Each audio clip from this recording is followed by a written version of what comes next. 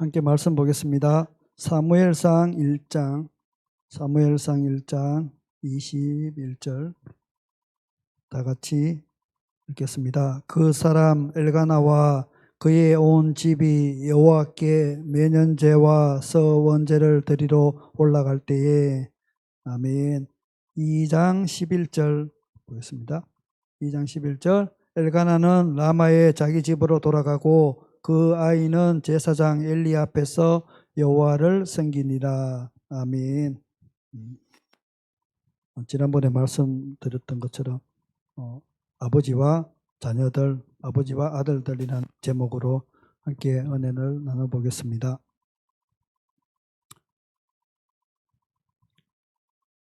우리가 인생을 살면서 믿음의 삶을 살면서 우리 어른들은 그런 말을 많이 하죠. 세상이 내 뜻대로 잘 안 된다. 세상이 뜻대로 잘 안 되는데 하나님의 믿음으로 살아가면서 세상도 뜻대로 잘 안 되지만 그중에 가장 내 뜻대로 안 되는 것이 바로 우리 자녀들입니다. 나이를 드신 분들이나 젊으신 분들이나 내 뜻대로 안 되는 것이 바로 자녀들이죠. 그래서 우리는 믿음으로 말씀으로 또 그렇게 기도하면서 자녀들을 하나님께 맡긴다 이렇게 말씀을 참 많이 하는데 오늘 성경에 한 두 가정, 시간 되면 세 가정을 나눠보는데 여기에 나오시는 두 가정들도 보면 자기의 자녀들을 하나님께 맡긴 가정이었어요. 그런데 한 가정은 제사장으로서 사사로서 믿음의 삶을 잘 살았는가 하면 한 가정은 불량자로서 그의 삶을 마친 그런 가정들이 있습니다. 첫 번째 가정은 엘리와 두 아들들 홈니와 비나하스죠. 두 아들들이고 또 한 가정은 사무엘과 그의 아들들입니다. 사무엘의 아버지인 엘가나와 한나 그리고 그 사무엘 또 사무엘의 두 아들이 이랬습니다. 거기는 3대에 대해서 함께 한번 말씀을 보면서 함께 보겠습니다. 엘리와 엘리의 아들들. 엘리는 이스라엘의 사사였고 제사장이죠. 제사장이었습니다. 제사장이었던 엘리, 그의 아들들은 불량자였죠. 그러면 그 가정은 어떠한 환경 속에서 성공적인 그리고 이스라엘의 하나님의 영광이 떠난 그 이가봇이 되었을까? 그렇게 한번 말씀을 통해서 함께 보겠습니다. 먼저 사무엘상 1장 9절 함께 보겠습니다. 그들이 실로에서 먹고 마신 후에 한나가 일어나니 그때에 제사장 엘리는 여호와의 전 문설주 곁 의자에 앉아 있었더라라고 말씀하고 있습니다. 이제 사무엘상에 나오는 한 가정, 이제 엘가나와 한나 그리고 버닌나가 이렇게 등장을 하게 되고 이제 이 한나가 임신을 하지 못해서 버린나로부터 모욕을 당하고 이제 한나가 성전에 나와서 하나님께 기도하러 올라오는 그때에 제사장 엘리는 여호와의 전 문설주에 앉아 있었더라라고 말씀하고 있죠. 이때부터 엘리는 많이 비대했는지 늘 그렇게 하나님 앞에 예배하고 제사하는 것보다 앉아 있는 그런 모습들을 성경에는 말씀하고 있습니다.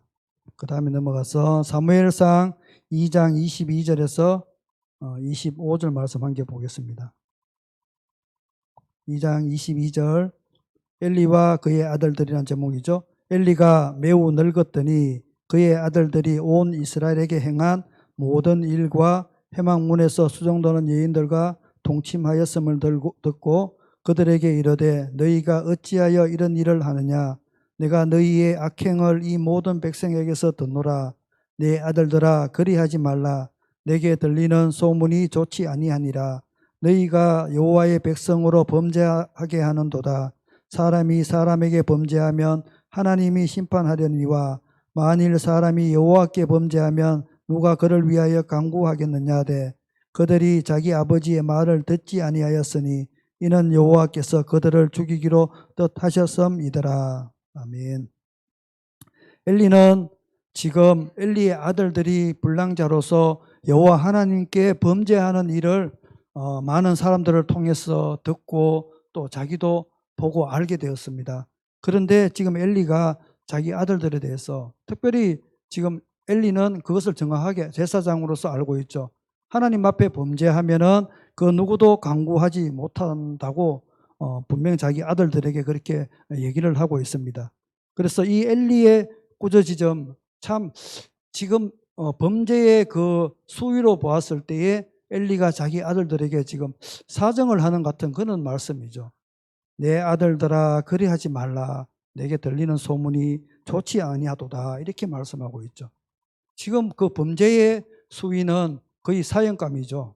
거의 사형감인데 엘리는 아주 부드럽게 자기 아들들에게 야야 좀 그렇게 하지 마. 너 그렇게 하면 안 돼. 하나님을 잘 섬겨야 돼. 이렇게 아주 부드럽게 자기 아들들에게 얘기를 하니까 아들들은 그 말들을 귓등으로도 안 듣고 자기 할 일을 계속 하고 있는 것을 볼 수가 있죠. 그래서 이 엘리의 그 부드러운 태도는 더욱 그 아들들의 마음, 홈리와 비나스의 마음을 강팍하게 만들고 내게 들리는 그 소문이 좋지 아니하다라고 한 것은 너무 그런 아니한 자녀들을 향한 교육의 방식이었다고 말씀을 할 수가 있겠습니다. 하나님과 그의 성전의 명예를 위한 그의 열심이 부족하였던 증거임을 우리가 분명하게 볼 수가 있습니다. 내가 가정의 가장으로서 그리고 지금은 이 엘리는 이스라엘의 제사장이고 이스라엘의 사사였습니다. 그럼 한 나라의 왕이고 그럼 다음 제사장의 자리가 지금 홈리와 비나세죠. 그러면 이 나라의 상황이 지금 어떻게 돌아간다는 것도 엘리는 알고 있습니다. 그리고 자기의 가정이 이 대에서 끊어질 뿐만 아니라 이스라엘 한 민족이 어쩌면 하나님 앞에 영광을 떠나보내는 그런 급박한 상황에서도 지금 엘리는 이 자녀들에게 사정하고 있죠. 얘야 그러지 마. 제발 그러지 마. 제발은 뺏지 마. 제발 그러지 마. 엘리가 오히려 아들들에게 지금 사정하고 있는 그런 상황인 거예요. 자녀가 진짜 죄를 범했는데 우리 언제 우리 자녀를 혼냅니까? 시험 점수 100점 맞아야 되는데 90점 맞았을 때 그때 혼내나요? 아니면 엄마 말씀, 아빠 말씀 잘 안 들었을 때 혼내나요? 지금 상황은 하나님 앞에 예배하러 오는데 예배의 헌금을 엄마가 줬는데 가서 제가 띵땅 쳐먹고 가서 이제 과자 사 먹고 있는 이런 행위들 뭐 아니면 저 헌금이 지금 들어 있는데 자기 마음대로 가가지고 헌금을 꺼내가 쓰고 이러는 거예요, 지금. 그런 죄를 범하고 있는데, 얘야, 그러지 마. 그러면 하나님한테 혼나. 너 그러면 큰일 나. 지금 엘리는 이렇게 얘기하고 있다는 거예요. 이거는 한 가정의 문제가 아니라 한 나라의 문제라는 거예요. 제사장이 타락하면은, 제사장이 부패하면은, 나중에 사무엘의 가정에서도 보겠지만, 어떻게 되는지, 우리는 그걸 분명히 알아야 된다는 거예요. 엘리의 태도는 지금 강력하게 그들을 혼을 내주고 벌을 줘야 될 그런 상황이라는 거예요. 근데 엘리는 너무나 심성이 너무나 이게 온유해서 그런지 지금 죄와 이 상황들을 정확하게 판별을 못하는 것 같아요. 왜 그랬을까? 엘리가 22절에 그렇게 나오죠. 엘리가 매우 늙었으므로. 늙었다는 건 참 서러운데 그죠, 집사님? 늙은 것도 서러운데 늙었다는 게 육체적으로 늙은 것도 있지만 우리가 영적으로 우매해져 가고 있다는 뜻이죠. 하나님 앞에 죄를 범하는 것은 이것은 내가 늙고 젊고의 문제가 아니라는 것입니다. 그런데 엘리가 많이 늙다 보니까 이게 사리 분별이 어두워지는지 영적으로 우매해지는지 하나님의 영광이 자꾸 가려지는지 그죠? 이제 사무엘이 뒤에 사사로서 하나님 앞에 나와서 섬길 때에 하나님의 그 시기가 어떤 시기라 그랬습니까? 하나님의 말씀이 희미하던 시기라 그랬습니다. 하나님의 말씀이 희미하니까 이 엘리도 나이도 드는 데다가 하나님의 말씀을 듣는 귀가 어두워졌다는 것이죠. 그 영적인 눈이, 영적인 귀가 어두워졌다는 것이죠. 그러니까 하나님이 지금 이 엘리의 가정들을 향하여서 어떠한 강력한 그것을 신호를 보내고 있는데도 불구하고 엘리는 그것을 아들들에게 이렇게 정확하게 어떤 죄를 묻지를 못하고 있는 그 상황이었다는 것이죠.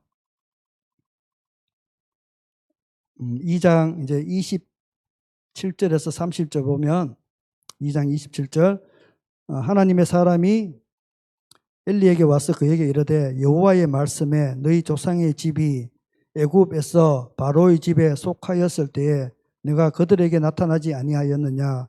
이스라엘의 모든 지파 중에서 내가 그를 택하여 내 제사장으로 삼아 그가 내 제단에 올라 분향하며 내 앞에서 에봇을 입게 하지 아니하였느냐.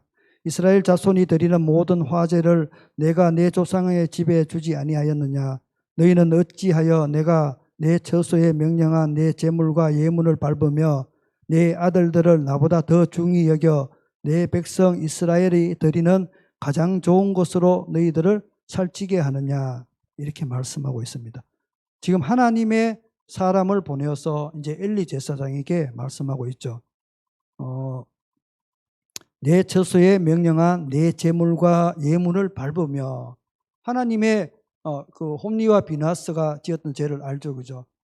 하나님의 성전에 수종드는 여인들을 음행하고 그다음에 하나님께 드리는 번제물들을 자기 마음대로 갈고리를 찍어서 손에 걸리는 대로 뽑기 하는 것도 아니고 막 찍는 대로 나와서 하나님의 것을 탈취해서 먹고 있는 것이죠. 하나님은 그것을 내 처소에서 명령한 내 제물과 예물을 밟으며라고 말씀하고 있죠. 그보다 더 중요한 것은 내 아들들을 나보다 더 중히 여겨. 하나님은 엘리 제사장이 홈리와 비나스에게 행하였던 이 꾸중과 질책을 하나님은 엘리 제사장이 하나님보다 자기 자녀를 더 사랑한다고 표현하고 있죠. 진짜 사랑한다면 이렇게 하지 않았겠죠. 진짜 사랑한다면. 그런데 엘리 제사장은 하나님보다 자기 자녀를 더 사랑했습니다. 그게 자기에게는 우상이었다는 것이죠. 그렇게 되다 보니까 지금 이 엘리 제사장의 두 아들들은 불량자가 되었던 것입니다. 내 백성 이스라엘이 드리는 가장 좋은 것으로 너희들을 살찌게 하느냐라고 말씀하고 있습니다. 이스라엘 백성들이 이제 성전에 나와 하나님 앞에 예배하고 예물을 드릴 때에 가장 좋은 것을 골라서 자기 자신을 지금 살찌우고 있었다는 것이죠. 그러므로 이스라엘의 하나님 나 여호와가 말하노라. 내가 전에 내 집과 내 조상의 집이 내 앞에서 영원히 행하리라 하였으나 이제 나 여호와가 말하노니 결단코 그렇게 하지 아니하리라. 나를 존중히 여기는 자를 내가 존중히 여기고 나를 멸시하는 자를 내가 경멸하리라. 보라, 내가 내 팔과 내 조상의 지파를 끊어 내 집에 노인이 하나도 없게 하는 날이 이럴지라. 이스라엘에게 모든 복을 내리는 중에 너는 내 처소에 환난을 볼 것이요 내 집에 영원토록 노인이 없을 것이며 내 제단에서 내가 끊어버리지 아니할 내 사람이 내 눈을 세잔하게 하고 내 마음을 슬프게 할 것이요 내 집에서 출산되는 모든 자가 젊어서 죽으리라. 내 두 아들 홈리와 비나스가 한날에 죽으리니 그 둘이 당할 그 일이 내게 표징이 되리라. 아멘. 그렇습니다. 지금 이 엘리 제사장 가운데 하나님은 강력한 그 징계를 하나님이 지금 엘리 제사장에게 말씀하고 있는 것이죠. 사무엘상 그다음 3장 13절 보겠습니다. 3장 13절 하나님이 다시 한번 또 말합니다. 내가 그의 집을 영원토록 심판하겠다고 그에게 말한 것은 그가 아는 죄악 때문이니 이는 그가 자기의 아들들이 저주를 자청하되 금하지 아니하였습니다. 하나님이 사무엘을 통해서 이제 또 경고의 메시지를 보내고 있습니다. 그것은 바로 엘리가 아는 죄악 때문이라고 그랬어요. 하나님은 엘리가 정확하게 자기 자녀들의 죄악이 뭔지 자기 자녀들의 홈리와 비나스의 죄악은 곧 엘리의 죄악이라는 것이죠. 그래서 하나님이 그를 심판하는 것은 바로 그가 아는 죄악 때문이라고 말씀하고 있는 것입니다.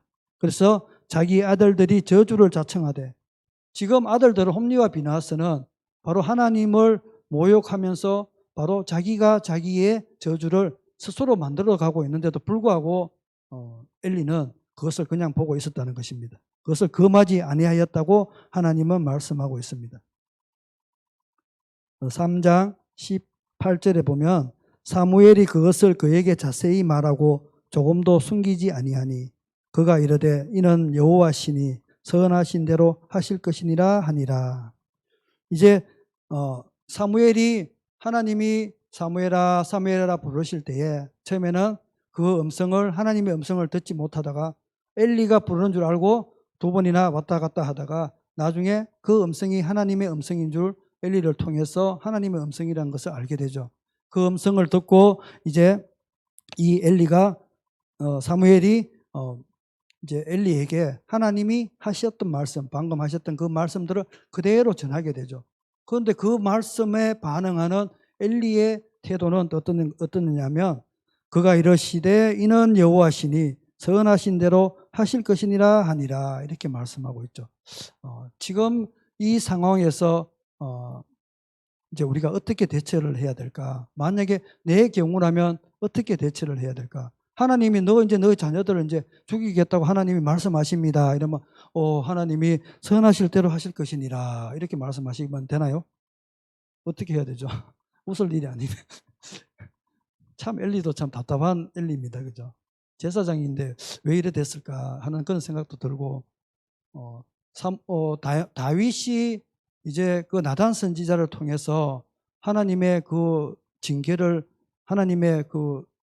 말씀하실 때에 다윗은 그 자리에서 바로 하나님 앞에 회개하면서 눈물이 콧물이 되도록 다 그 이불을 다 적시도록 그렇게 하나님 앞에 회개를 하며 기도하는데 엘리 제사장은 왜 그랬을까? 근데 그 하나님 뜻대로 하십시오. 주여 뜻대로 되기를 원합니다. 지금 엘리는 이렇게 말씀하고 있다는 것이죠. 엘리가 자기 자식들이 이제 더 이상 아무 회복이 안 될 것이라는 것을 알고 그랬을까? 그건 아닌 것 같은데 엘리는 어쨌거나 하여튼 이 강력하게 그 두려움의 그 긍휼을 요구하는 하나님 앞에 그것을 구하지 않았다는 것이죠. 첫 번째는 자녀에게 그렇게 강력한 징계를 주지 않았다는 것이고 두 번째는 자기 스스로도 하나님 앞에 그렇게 자기를 너무 여유롭게 가고 있다는 것이죠. 이것이 어떻게 보면 한 나라의 제사장 사사였고 한 나라의 왕인과 똑같은 지금 왕이 없었으니까 한 나라의 왕이라는 것이죠. 제사장이고 한 가정의 작게는 아버지였다는 것이죠. 그런데 그는 부모로서 또 한 나라의 왕으로서 그의 역할을 온전히 감당하지 못하고 있었다는 것입니다. 사무엘상 4장 17절 한번 보겠습니다.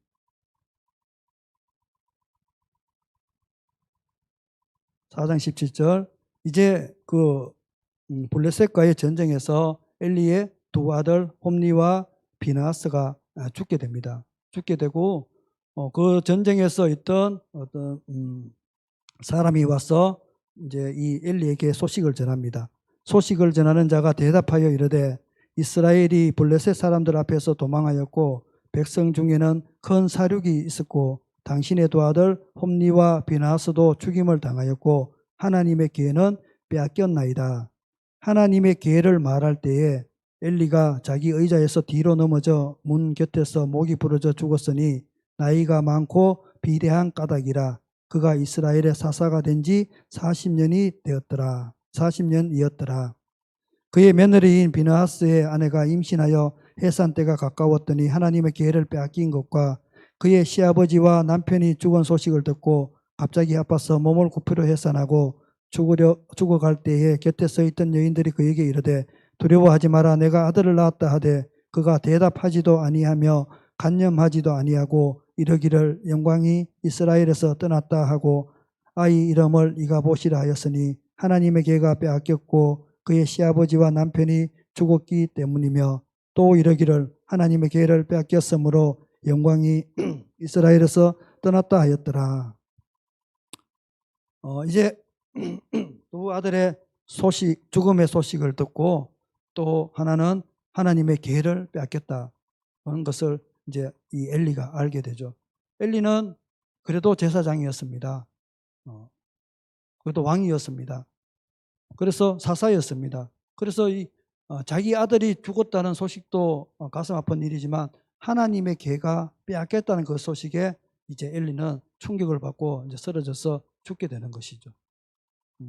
결국은 그것이죠. 엘리의 시대에 하나님의 말씀이 희미하여지고 하나님의 음성을 듣지 못하던 그 시기에 사사기의 절정의 시기죠. 그죠? 모든 백성들이 자기 소견이 옳은 대로 행하던 그 시기였다는 것이죠. 자기 소견이 옳은 대로 행하다 보니까 엘리 제사장뿐만 아니라 두 아들 혼니와 비나스도 자기 소견에 옳은 대로 행하였다는 것이죠. 그래서 하나님을 예배하는 그곳에서 음행을 저지르고 하나님의 그 예물들을 자기 마음대로 그 짓밟게 되는 그런 일들이 이 엘리의 가문을 통해서 우리가 이 말씀을 통해서 오늘 우리가 볼 수가 있다는 것이죠. 그는 죽기까지 그렇게 표현을 보면 나이가 많고 비대한 까닭이라고 말씀하고 있습니다. 한나가 예배하러 성전에 올라갔을 때도 그는 이미 나이가 많아서 의자에 앉아 있었던 상황이었고, 지금도 죽기 직전까지도 그 나이가 많고 비대해서 목이 부러져 결국 넘어져서 죽는 그런 일들을 우리는 이 사무엘상을 통해서 우리가 볼 수가 있습니다. 유다서 1장 23절에 보면 두려움으로 긍휼히 여기라라고 말씀하고 있습니다. 그래서 두려움으로 하나님의 성전을 또 제사장으로서의 감당해야 될 그 사명들을 온전히 감당하지 못하는 그들에게 강력한 징계와 강력한 어떤 벌을 줌을 통해서 두려움으로 그것을 긍휼히 여길 수 있는 그런 행위를 이 제사장으로서 또 가정의 제사장으로서 또 아버지로서 그 일을 감당해야 하는 것이 바로 한 리더자라는 것이죠. 그래서 우리가 모든 것이 좋다로 끝날 일은 아니라는 것입니다. 이렇게 하나님 앞에 죄를 범할 때에는 우리가 강력하게 체벌을, 강력한 징계를 할 수 있어야 한다는 것입니다. 그래서 하나님은 선하시니, 그래서 모든 것이 그래 얘들아 그렇게 하는 거 아니야, 얘들아 그렇게 하면 안 돼, 큰일 나, 이렇게 해서 징계하는 것이 아니라는 것이죠. 죄에는 상중하가 있습니다. 하나님 앞에 범죄하는 것에 있어서는 강력하게 자녀들을 훈육하고 교육을 해야 된다는 것입니다. 우리가 벌을 줄 때와 상을 줄 때를 정확하게 구분을 해야 된다는 것입니다. 시험 점수 못 맞았다고 두드려 패는 거는 참 별로 가슴 아파 안 하고, 하나님의 잘못을 했을 때 때렸을 때는 내가 가슴 아파하고 이렇게 하면 안 된다는 것이죠.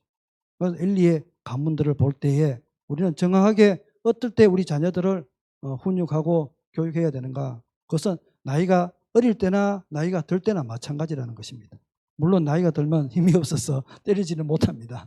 그렇지만 이것이 해야 될 일이 있다는 것이죠. 하나님의 사자가 자기에게 와서 그렇게 꾸며서 말씀해 주시는데 그것을 그냥 그대로 받아들이고 주님 뜻대로 하시옵소서 이렇게 해서는 안 된다는 것입니다. 우리는 바짓가랑이를 붙잡고 야곱이 하나님과 겨루어 이겨서 이스라엘의 이름을 취하였던 것처럼 내 자녀가 그렇게 되었을 때에 나는 어떻게 해야 될까? 주님 뜻대로 하시옵소서가 아니라 우리는 그것을 눈물로 회개의 기도를 해야 되는 것이죠. 하나님께 용서를 구해야 되는 것이죠. 그러면 이제 홈리와 비나하스는 어떤 사람이었을까? 우리가 잘 알지만 사무엘서 2장 12절에서 17절 다시 한번 보겠습니다.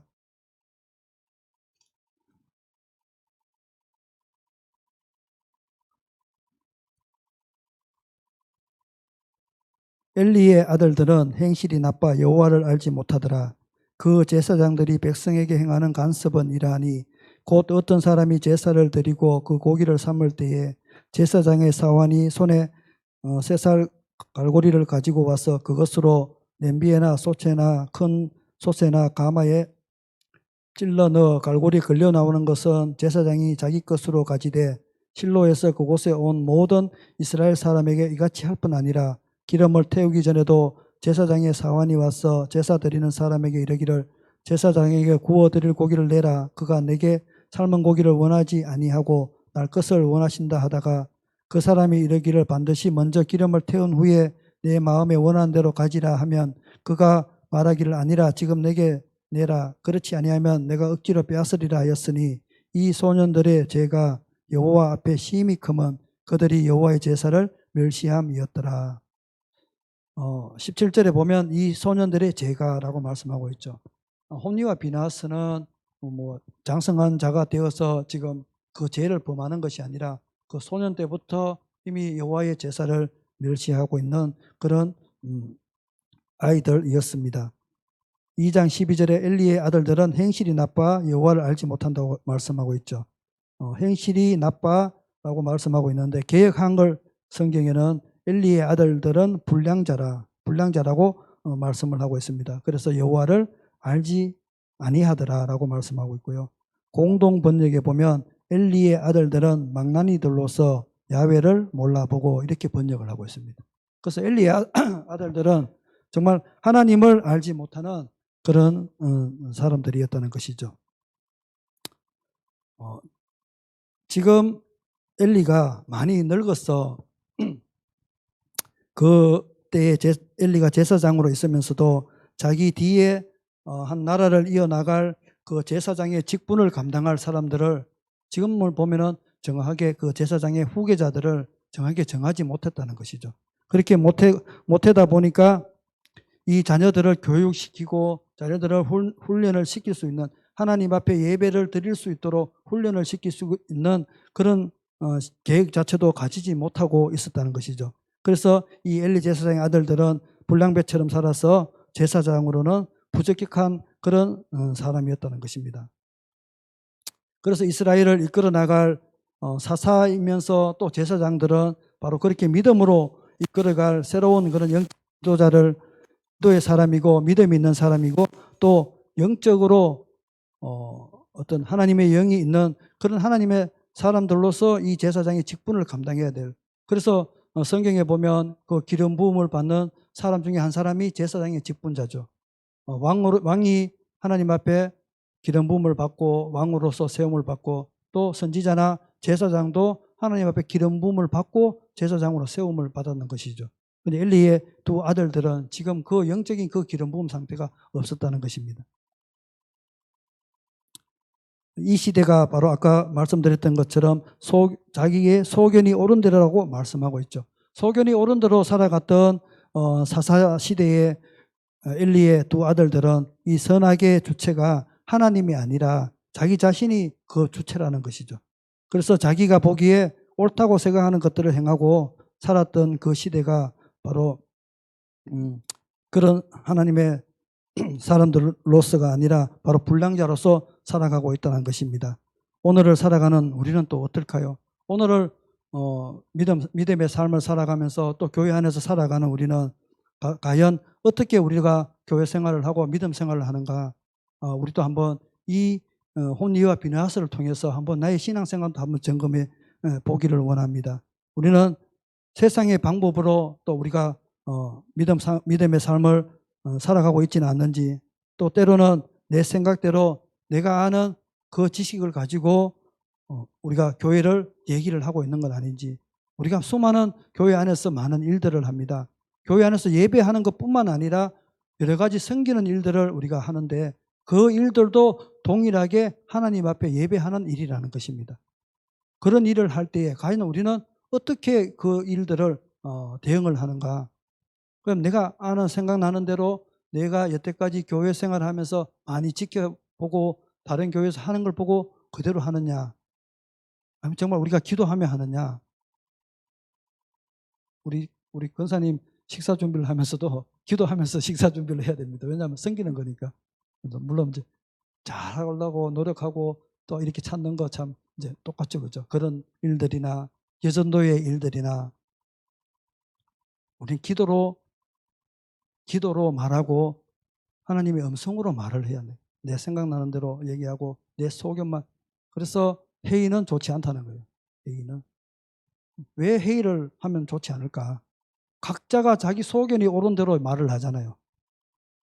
맞죠? 이거 어떻게 하면 좋겠습니까? 이러면 열면 다 틀리죠. 내 소견이 옳은 대로.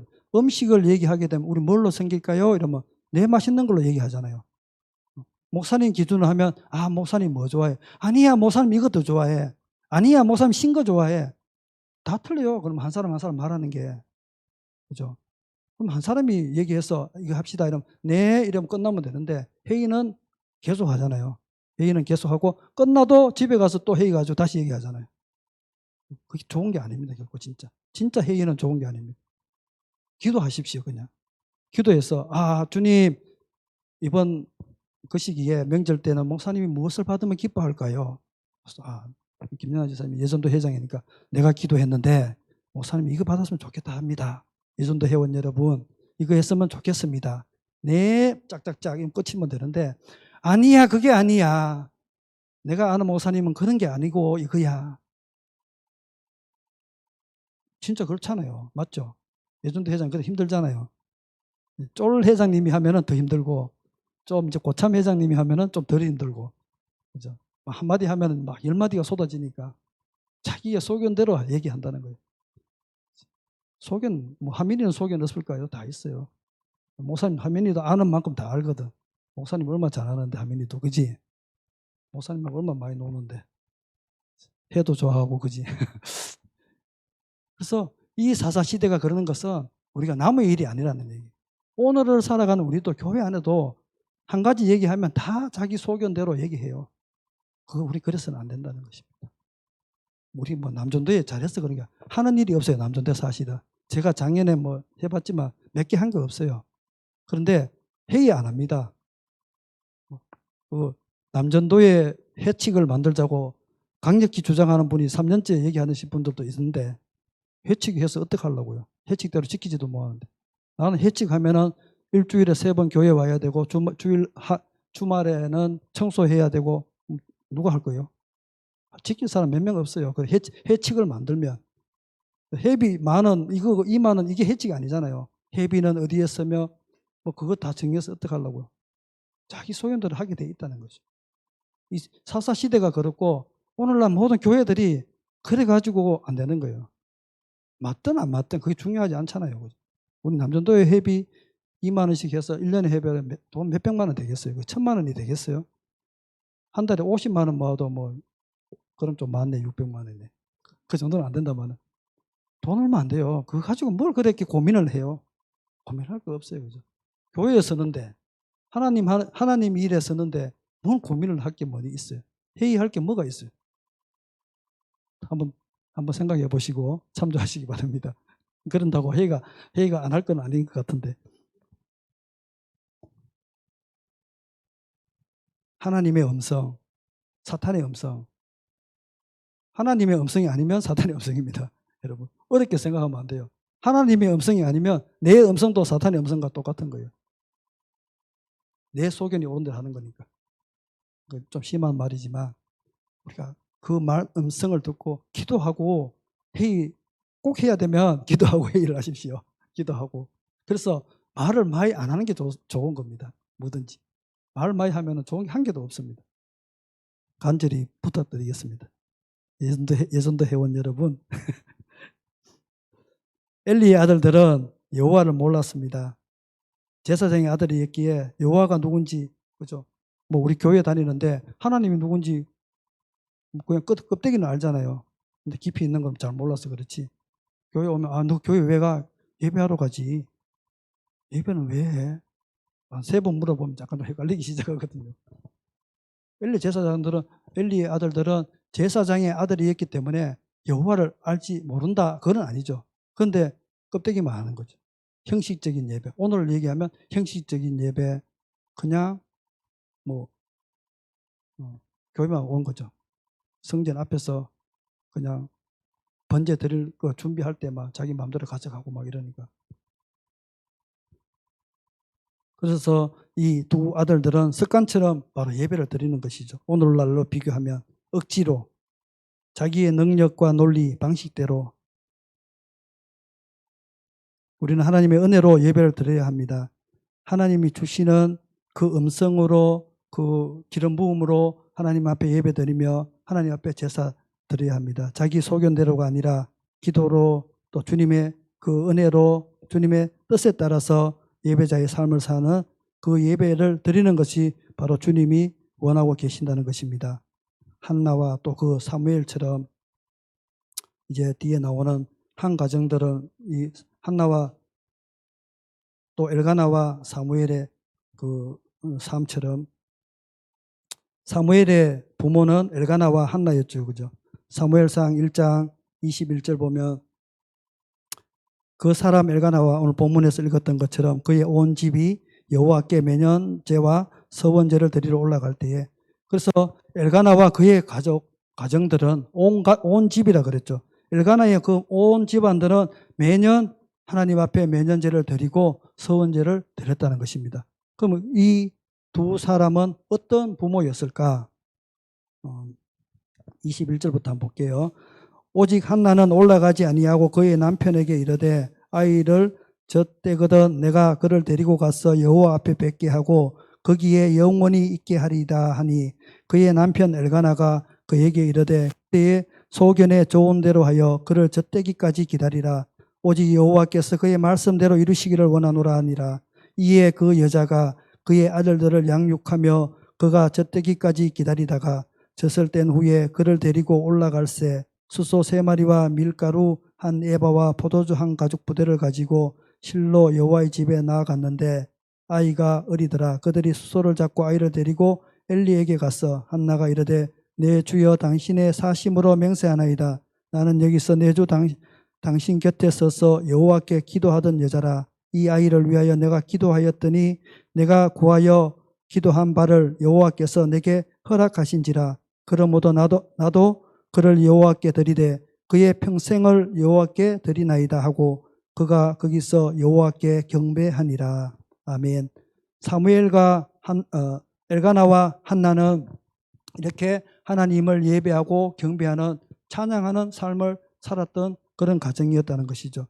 그래서 이 한나의 기도를 통해서 사무엘을 잉태하게 되고 한나가 이 사무엘을 바로 나시린으로 여기고 하나님 앞에 드리는 그 기도를 드린 대로 그대로 하나님 앞에 하나님의 응답에 반응하는 그 한나의 믿음이 바로 이 사무엘이라는 최고의 사사이고 마지막 사사이고 제사장을 만들어내는 것이었습니다. 그리고 거기서 여호와께 경배하는 삶을 드렸던 이 한나였다는 것이죠. 2장 11절에 보면 엘가나는 라마의 자기 집으로 돌아가고 그 아이는 제사장 엘리 앞에서 여호와를 섬기니라. 엘가나는 이렇게 1년에 한 번씩 하나님 앞에 나가서 예배하고 그 다음에 지금 집으로 돌아가는 것을 보여주고 있고 이제 한나가 사무엘을 하나님 앞에 드리고 이제 그때부터 이 사무엘은 여호와를 섬기는 일을 감당하게 되는 것이죠. 이제 아이가 젖을 떼고 이제 걸음마 할 수 있는 그 단계에서부터 이 사무엘을 하나님 앞에 드려서 하나님 앞에 예배하는 삶을 살아가게 하는 것이 바로 이 한나였고 엘가나였다는 것입니다. 이제 그러면 사무엘은 어떤 사람이었을까? 2장 18절에 보면 사무엘은 어렸을 때에 세마포 에봇을 입고 여호와 앞에서 섬겼더라. 사무엘이 이제 어릴 때부터 세마포 에봇을 입고 여호와 앞에서 섬겼다고 성경은 말씀하고 있습니다. 2장 26절 보면 이 아이 사무엘이 점점 자라매 여호와와 사람들에게 은총을 더욱 받더라라고 말씀하고 있습니다. 사무엘이 이제 점점 자라나면서 하나님께 또 사람들에게 은총을 받는 것을 우리 성경에서 말씀하고 있습니다. 누가복음 2장 40절에 보면 한 사람이 똑같은 말씀을 하고 있죠. 아기가 자라며 강하여지고 지혜가 충만하여 하나님의 은혜가 그의 위에 있더라라고 말씀하고 있습니다. 예수님을 말씀하고 있죠. 사무엘이 자라면서 우리가 아이들이 자라면 또 온전하게 하나님 앞에 예배하면서 섬기면서 자라는 아이들은 하나님 앞에 사랑받고 사람들에게도 사랑받는 그것을 이 사무엘과 예수님의 생애를 통해서 우리가 볼 수 있는 것이죠.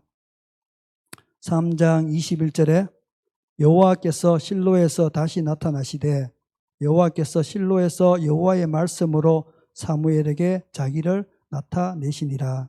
이제 사무엘이 하나님의 음성을 몰라서 엘리를 찾아갔다가 이제 음성을 듣기 시작하니까 하나님께서 이제 그 하나님이 계시는 실로에서 사무엘에게 나타나셔서 하나님의 말씀으로 사무엘에게 나타내기 이제 시작하고 있었던 것입니다.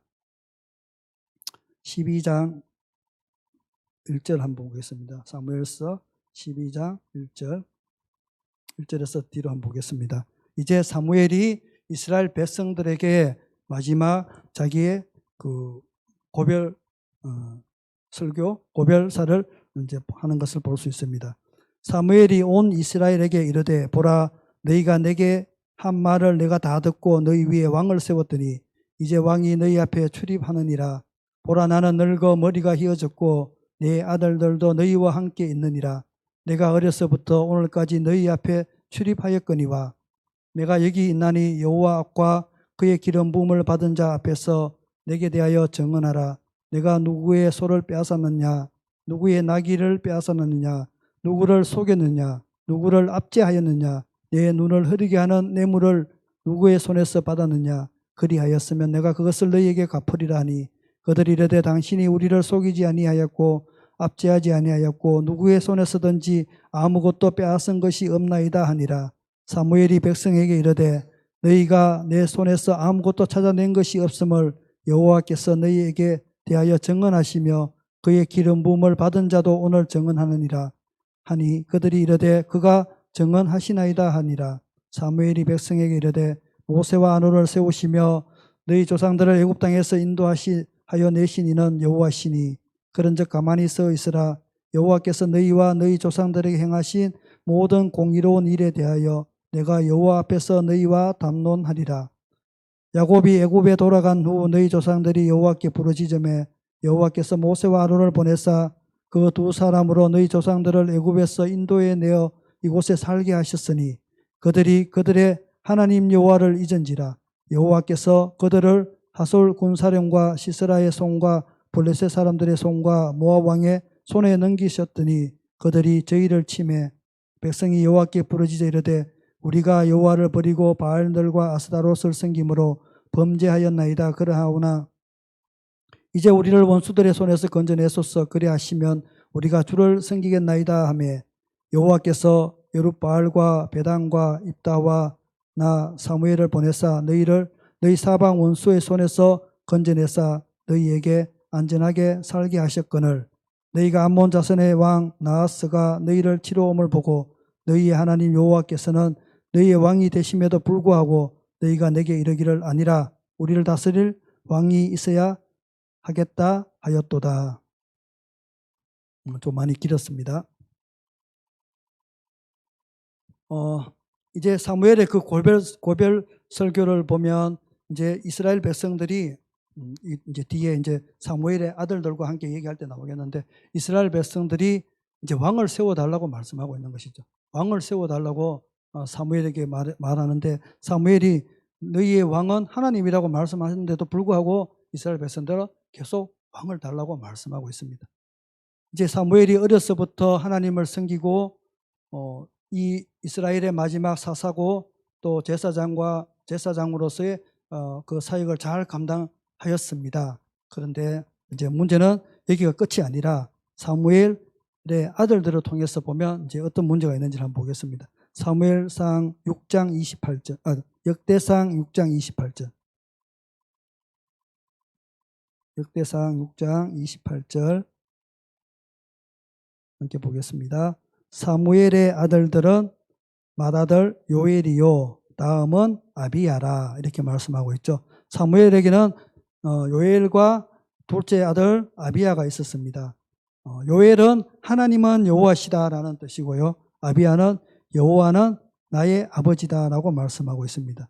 그 다음에 6장 33절에 보면 직무를 행하는 자와 그의 아들들은 이러하니 그핫스의 자손 중에 헤만은 찬송하는 자라. 그는 요엘의 아들이요 요엘은 사무엘의 아들이요 라고 말씀하고 있죠. 이제 이 요엘은 바로 그 찬송하는 자, 여호와 앞에서 예배하는 그 자녀로 사무엘의 아들들이지만 그렇게 하나님 앞에 예배하는 자로 지금 세워져 있는 것을 볼 수가 있습니다. 다시 앞으로 넘어가서요. 사무엘상 8장을 한번 보겠습니다.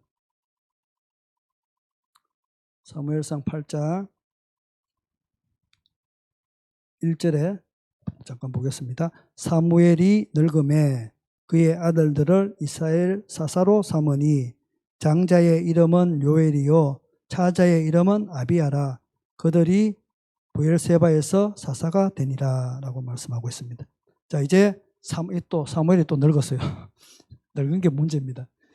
요엘이 매우 늙음으로 홈리와 비나스를 사사로 삼았고, 이제 사무엘이 늙음에 그의 아들들을 이스라엘 사사로 삼았다 이렇게 말씀하고 있죠. 장자의 이름은 요엘, 차자의 이름은 아비아라. 그들이 부엘세바에서 사사가 되었습니다. 그의 아들들이 문제죠. 자기 아버지의 행위를 따르지 아니하고 이익을 따라 뇌물을 받고 판결을 굳게 하니라. 이스라엘 모든 장로가 모여 라마에 있는 사무엘에게 나아가니 그에게 이르되 보소서, 당신은 늙고 당신의 아들들은 당신의 행위를 따르지 아니하니 모든 나라와 같이 우리에게 왕을 세워 우리를 다스리게 하소서 한지라. 우리에게 왕을 주어 우리를 다스리게 하라 했을 때에 사무엘이 그것을 기뻐하지 아니하여 여호와께 기도하며 여호와께서 사무엘에게 이르시되 백성이 내게 한 말을 다 들으라. 이는 그들이 너를 버림이 아니요 나를 버려 자기들의 왕이 되지 못하게 함이니라. 내가 그들을 애굽에서 인도하여 낸 날부터 오늘까지 그들이 모든 행사로 나를 버리고 다른 신들을 섬긴같이 내게도 그리하는도다. 그러므로 그들의 말을 듣되 너는 그들에게 엄히 경고하고 그들을 다스릴 왕의 제도를 가르치라. 아멘. 이제 이 사무엘의 두 아들 요엘과 아비야가 아버지의 그 행위를 따르지 아니하고 이제 이익을 따라 뇌물을 받고 판결을 굳게 했습니다. 그래서 이 제사장이라는 직분을 이용해서 한마디로 비리를 저지르게 된 것이죠. 이 비리를 단순하게 두 아들이 비리를 저질러서 자기만 죄를 받고 죽으면 그만인데, 홈리와 비나스는 전쟁에서 죽었지만 이 두 아들들은 그것에 끝나지 않고 어떤 빌미를 줬냐 하면 이스라엘 백성들이 갑자기 야, 네 아들이 당신하고 똑같이 앉는데 우리에게도 왕을 갑자기 달래요. 지금 백성들이 그걸 원하고 있는 것이죠. 그래서 사무엘의 두 아들을 통해서 사무엘의 두 아들들이 사무엘과 같이 그렇게 온전히 하나님을 섬기는 것이 아니라 오히려 사무엘의 아들들은 불법을 저지르게 되는 것이죠. 그것은 곧 바로 이 이스라엘의 왕이라는 것을 세우게 되도록 그 빌미를 이스라엘 백성들에게 준 것이죠. 그 이스라엘 백성들은 과연 어떠했을까? 자기 소견대로 옳은 대로 행했다고 그랬죠. 그럼 어떻게 하면 하나의 꼬투리를 잡을까 지금 기다리고 있었던 것이죠. 여론이 악화되기를. 저거 한건만 딱 걸리면 이거 딱 잡아서 이제 뭔가 할 수 있을 것인데 하는데 이 사무엘의 두 아들들이 바로 걸려들인 것이죠. 저는 뭐 좀 이해가 좀 안 가는 부분이 있는데 사무엘의 아들들은 사무엘이 정말 훌륭한 선지자고 제사장이고 사사잖아요. 근데 왜 사무엘의 두 아들들은 이렇게 됐을까? 좀 저도 많이 묵상을 좀 해봤습니다. 사무엘의 사역이 너무 바빠가지고 아이들을 돌볼 여력이 없었을까요? 사무엘은 평생을 그렇게 살았는데 하나님만 바라보고 우리도 그럴 수 있다는 것이죠. 내가 아무리 훌륭한 믿음의 사람이라 할지라도 내 자녀도 그럴 수 있다는 것이죠. 반대로 성경에는 반대로 내 부모는 그렇지 않더라도 내 자녀가 또 훌륭하게 믿음의 삶을 사는 사람들도 많이 있다는 것이죠. 자, 그럼 이렇게 생각해 봅시다. 하나님은 아브라함을 통해서 열국의 아비가 되겠고 그 땅을 바다의 모래알과 같은 땅을 이제 모래알 같은 민족들을 나게 할 것이라고 말씀하고 내 눈에 보인 대로 모든 땅이 내 땅이 될 것이라고 말씀하셨죠. 그래서 하나님이 이제 하나님의 나라를 세우기를 원하는 것이죠. 그러면 우리가 옛날에 사회 시간에 배웠는데 한 나라를 세우기 위해서는 갖춰야 될 게 세 가지가 있죠. 김진서 지사님 생각이 나시는지 모르겠네요. 첫 번째 뭐가 필요하죠? 네? 땅이 필요하죠. 그죠? 두 번째는요? 백성이 필요하죠. 그 다음에는요? 참 중요한 게 하나 남았어요. 주권이죠. 주권. 나라는 주권이 있어야 됩니다. 그죠? 그래서 하나님이 아브라함을 통해서 한 민족을 이루고 바다의 모래알과 같은 수많은 그 백성들을 이제 만들어냈죠. 그리고 젖과 꿀이 흐르는 가나안 땅으로 이스라엘의 땅을 정말 아름다운 땅으로 인도해 주셨죠. 그런데 그 나머지 주권은 누가 가졌을까? 왕을 세웠을까요? 그 주권 누구에게 있었을까요? 하나님에게 있는 것이죠. 하나님은 그 주권이 바로 하나님이 주권을 가지고 있다는 것을 말씀하시는데, 그래서 한 나라를 가지고 한 나라를 세웠는데 그 주권이 하나님께 있는데 이스라엘 백성들은 그 주권을 왕에게 왕을 만들어 달라고 하는 것이죠. 이것이 이스라엘 백성들이 아직 하나님의 마음을 모른다는 것입니다. 그래서 한 민족을 하나님은 태초부터 그 민족을 이루기 위해서 그 주권이 나에게 있다. 그 주권은 여호와 하나님 나에게 있다고 그렇게 해서 이 아브라함을 통해서 한 민족을 이루고 나라를 이루어서 이제 젖과 꿀이 흐르는 그 가나안 땅으로 옮겨와서 한 나라를 이제 이루어서 하나님 한 분만을 바라보면서 이 아름답고 행복한 삶, 아담의 그 삶을, 에덴 동산의 삶을 누리게 하려고 하나님 그렇게 계획을 했는데 이 백성들이 지금 땡깡을 부리고 있는 것이죠. 그 빌미를 이제 사무엘의 두 아들들이 빌미를 제공했다는 것이죠. 그래서 이제 왕이라는 제도를 만들게 됩니다. 야, 너희들이 이제 너희들이 왕이 생기면 너희들은 이런 일이 생겨. 너 세금도 내야 돼. 군대를 징집하면 군대도 가야 돼. 노예를 하면 노예도 돼야 돼. 이 말은 안 좋은, 이렇게 하면 안 좋아. 아이고, 그건 모르겠고요. 그거 뭐 듣고 싶지 않아. 안 듣기고 나 모르겠고 하여튼 왕조. 이스라엘 백성이 그러고 있는 거예요. 광야에서 만나와 메추라기로 그렇게 배부르게 먹였는데도 불구하고 그들은 거기에 만족을 못하는 거예요. 아이씨, 나 삼겹살 먹고 싶은데 왜 자꾸 쉴 데 없이 만나를 줘. 아니, 나는 스테이크 먹고 싶은데 뭐 이상한 걸 자꾸 줘가지고 그걸 스테이크라고 얘기하고 있어. 나 싫어. 나 뜨뜻한 국물 먹고 싶어. 이 떼깡을 부리는 거죠. 정말 하나님을 모르는 거죠. 하나님이 우리의 왕인데 그 왕을 버리고 이방 왕을, 인간을 왕으로 세워서 그걸 주권자로 삼으려고 하는 것이 이스라엘 백성이었다는 것입니다. 오늘 살아가는 우리에게도 하나님은 말씀하십니다. 너희의 주권은 어디에 있니? 너희 가정의 주권은 아빠에게 있니? 엄마에게 있니? 아니면 하나님에게 있니? 하나님 오늘 살아가는 우리에게도 똑같이 물어보시고 있다는 것이죠. 아이고, 자녀들은 몰라. 아이, 난 몰라. 하여튼 용돈 많이 주는 사람이 내 주권자야. 엄마가 많이 주면 엄마가 내 주권자고 아빠가 많이 주면 아빠가 주권자야. 하나님께 있다는 것입니다. 주권은. 우리 삶의 주권은, 나라의 주권도, 모든 주권이 바로 하나님께 있다는 뜻입니다. 그런데 이제 이스라엘의 그 사사로 두 아들을 사사로 삼았잖아요. 제사장으로 삼았잖아요. 그런데 하나님이 특별히 사무엘을 혼내지는 않았어요. 홈리와 비느하스를 세웠을 때도 하나님이 엘리에게 야, 너 왜 너 아들을 세웠니? 라고 혼을 내지는 않았다는 것이죠. 잘못했다고 말씀하지는 않았다는 것이죠. 불법적인 것은 아니라는 얘기입니다.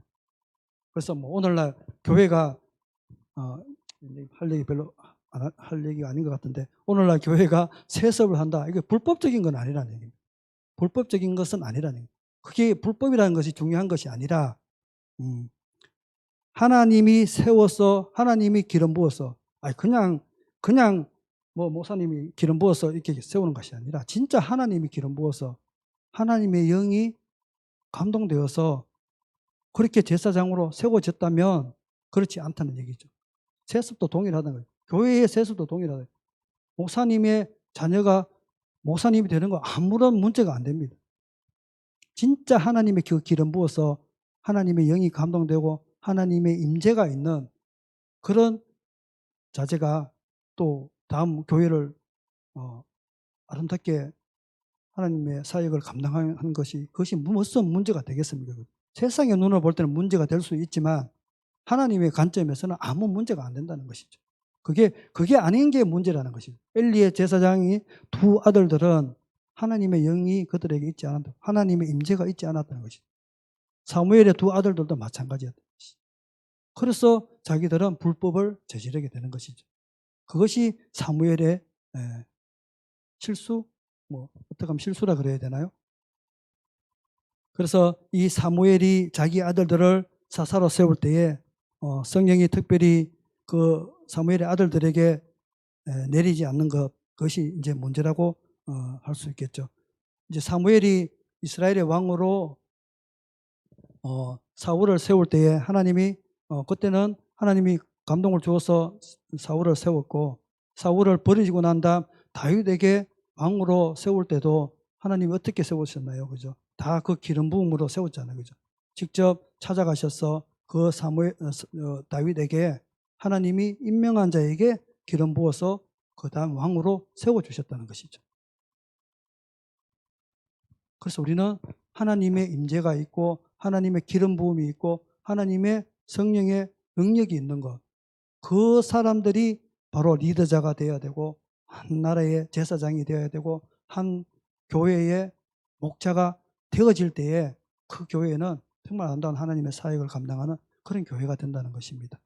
우리가 그냥 세상의 눈으로 소견이 옳은 대로 투표해서 장로들이 목사들을 청빙해서 목사님을 청빙해서 설교 들어보고 이 사람이 몇 점 이래갖고 그렇게 목자를 세우는 것이 아니라 진짜 하나님이 기름 부어서 성령의 기름 부음이 있는 그런 목자를 온전한 목자로 세워질 때에 하나님의 나라는 견고하게 세워져 갈 수 있다는 것이죠. 엘리의 제사장의 두 아들들, 사무엘의 두 아들들로 인해서 하나님의 나라가, 그렇다고 하나님의 나라가 흔들리는 것은 아닙니다. 그죠? 하나님의 그 긴 그 시간표 안에서 그것도 하나의 한 부분이겠죠. 그렇지만 우리가 그 부분에 살아가는 한 역사의 한 부분을 살아가는 오늘 살아가는 우리도 한 부분이죠. 그렇지만 하나님이 모세가 없다고 해서 하나님이 가나안 땅으로 가지 못했습니까? 사도 바울이 없다고 해서 하나님이 유럽에 또 전 세계에 복음을 전하지 못합니까? 그렇지 않습니다. 그렇지 않지만 우리가 그 시기에, 이 시기에 오늘을 살아가는 우리가 이 시점에서도 동일하게 우리는 하나님을 위해서 사역하고 살아가야 된다는 것입니다. 내가 아니더라도 우리 성결한 교회는 아름답게 세워져 갈 것이고, 누가 아니더라도 우리 성결한 교회는 세워져 나간다는 것입니다. 그것은 하나님의 시간표대로 가는 거예요. 시간표대로 가지만 나는 이 시점에서 내가 선 자리에서 오늘 또 나는 하나님을 향해서 하나님을 나라를 위해서 일을 하고 사역을 하는 것이죠. 우리가 긴 하나님의 그 시간표 안에서 누구 하나 없었다고, 아브라함이 아니더라도 하나님이 오늘날 이 하나님의 나라를 만들지 못했을까요? 그렇지 않죠. 수많은 믿음의 그 거장들이 아니더라도 하나님은 온 세상에 복음을 다 전한다는 것이죠. 하나님은 그렇게 돌들로도 찬양하게 하는데 그 복음을 누가 아니더라도 내가 아니더라도 내가 아니면 안 돼라는 그것은 하나님의 나라에서는 그게 가당치 않는다는 얘기입니다. 하나님은 그런 신분이 아니에요. 하나님은 다 계획이 다 돼 있어요. 알파에서 오메가까지 다 세팅이 다 돼 있어요. 그 과정에서 우리는 하나하나 쓰임 받는 거예요. 나는 하나의 초침처럼 톱니바퀴처럼 우리는 거기에 물려서 돌아가는 것이죠. 그래서 우리는 오늘을 이 자리에서 우리는 열심히 또 그 자리에서 열심히 하나님의 나라와 의를 위해서 살아가야 될 것이고, 그 기름 부음 가지고 우리는 사역을 해야 된다는 것입니다. 지난주 말씀 가운데 이제 한 가정이 남았는데 이게 그냥 설명만 하고 넘어갈게요. 한 가정은 지난주 말씀 중에 이제 시딤의 기름 부음 말씀할 때에 이제 신명기 25장의 말씀에 보면 그 시딤에 가서 이제 그 이스라엘 백성들이 모압의 여자들과 음행하고 그들이 섬기는 신들을 이스라엘 백성들도 섬기면서 우상 숭배해서 하나님 앞에 징계를 받는 모습들을 보여주죠. 성경에는 이스라엘 백성들을 끊임없이 괴롭히는 한 민족들이 있어요. 그 하나는 블레셋이고 하나는 모압과 암몬이에요. 블레셋은 이제 지중해 연안에 자리 잡고 있고, 모압과 암몬은 이제 오른쪽 편에, 동쪽 편에 이제 자리를 잡고 있었어요. 우리 주일학교 때 잠깐 이제 함께 나눴지만 모압과 암몬의 역사를 다시 되돌아가 보면 창세기로 다시 돌아가서 아브라함이 이제 하나님의 말씀을 따라 갈대아 우르에서 나올 때에 롯과 함께 같이 나오게 되죠. 그죠? 롯과 같이 나오게 되는데 이 롯이 이제 이 모압과 암몬의 조상이죠. 모압과 암몬의 조상인데 이제 롯이 아브람과 함께 할 때는 그는 의로운 롯이라고 말씀을 했습니다. 그런데 베드로에 보면 베드로 그 후서에 보면 이제 제가 한번 읽어드릴게요. 베드로후서 2장 6절에서 8절 보면 소돔과 고모라 성을 멸망하기로 정하여 죄가 되게 하사 후세에 경건하지 아니할 자들에게 본을 삼으셨으니 무법한 자들의 음란한 행실로 말미암아 고통당하는 의로운 롯을 건지셨으니라고 말씀하고 있습니다. 베드로후서에서 보면 고통당하는 의로운 롯이라고 이렇게 표현을 하고 있죠. 의로운 롯이라고 표현을 했는데 실제로 이제 이 롯이 이제 고돔과 소모라 땅, 자기 보기에 좋은 땅으로 그쪽으로 옮겨갔으면서 그곳이 이제 음란한 곳이 되었고 하나님이 의인 10명이 없음을 통해서 소돔과 고모라는 이제 멸망을 받게 되는 것이죠. 멸망을 받으면서 탈출해서 나왔을 때가 이 롯과 두 딸들이 있었죠. 그죠? 롯과 두 딸들이 있었고 이 두 딸이 소알 땅에 머물면서 아버지와 건친 상간을 하면서 태동을 한 것이 바로 모압과 암몬이었습니다. 그래서 이 모압과 암몬은 이스라엘이 가나안 땅으로 넘어가는 그 과정에서 출애굽에서부터 시작해서 가나안 땅으로 들어갈 때까지 끊임없이 이스라엘을 괴롭히고 방해하고 그 일을 감당했던 이 민족이 바로 족속이 모압과 암몬이었다는 것이죠. 그래서 거기에 태동이 바로 롯이고 롯과 두 딸이었다는 것입니다.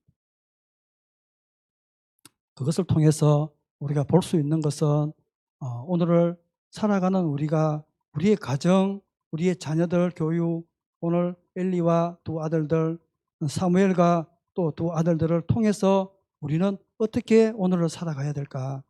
정말 이제 이 엘리와 사무엘은 나이가 늙어가면서 좀 뭔가 변화가 생기기 시작했어요. 늙어가면서.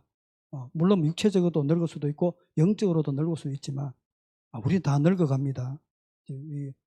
몇 명만 빼고는 벌써 40대, 50대를 향해서 또 60대를 향해서 70대를 향해서 막 열심히 지금 70km, 80km로 막 달려가고 있는데 우리는 늙어갈 수 있다는 것이죠. 그런데 늙으면서 우리가 깨어있지 않으면은 이 엘리 제사장처럼 되는 것이고 우리가 깨어있지 않으면 사무엘처럼 나의 자녀들이 변화되어 이상한 쪽으로 흘러서 하나님 나라가 어떻게 변화될지 모른다는 것이죠. 과연 우리는 하나님의 나라에 영광스러운 자녀로 올라갈 것이냐 아니면 엘리의 홈리와 비나스처럼 불량자로 살아갈 것이냐 그것은 우리 부모에게도 달려있고 우리가 한나처럼 어떻게 엄마가 기도해야 되고 에가나처럼 어떻게 하나님 앞에 예배해야 할 것인가 그러함을 통해서 사무엘을 하나님께 드렸던 두 부부처럼 오늘 살아가는 우리는 깨어 있어야 합니다. 말씀으로 기도로 그렇게 깨어 있을 때에 우리 자녀들의 세대가 정말 하나님 앞에 온전히 서게 될 수 있는 그 날을 우리가 보게 될 것입니다.